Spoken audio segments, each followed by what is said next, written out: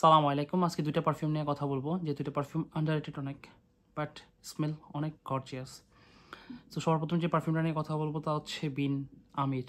আমরা কিন্তু আহমেদ আল মাগরিবি ব্র্যান্ডের সবচেয়ে পপুলার যে পারফিউমটা জানি তা হচ্ছে বিন শায়েক।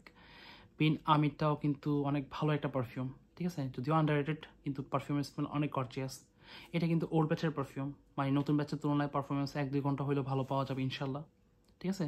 তো এগুলো ডিকেন ইনশাল্লাহ কালেক্ট করতে পারবেন অ্যারোমা অ্যাভিনিউ থেকে। তারা অথেন্টিক পারফিউমের ডিকেন সেল করে। সো এই জিনিসটা দেখতে পারেন, বিন আমির। এরপর যে পারফিউমটা নিয়ে কথা বলবো তা হচ্ছে সাদিক। এটাও আহমেদ আল মাগরিবি ব্র্যান্ডের। এই পারফিউমটা একটু ফ্লোরাল টাইপের, ফুলের এক ধরনের স্মেল পাওয়া যায় এটার মধ্যে, বাট লাস্টিং পজিশন অনেক ভালো। অ্যাভারেজে দুইটার মধ্যেই 6 থেকে 8 ঘন্টার মতো পাওয়া যাবে। তবে উইন্টারে দুইটাই বেস্ট হবে।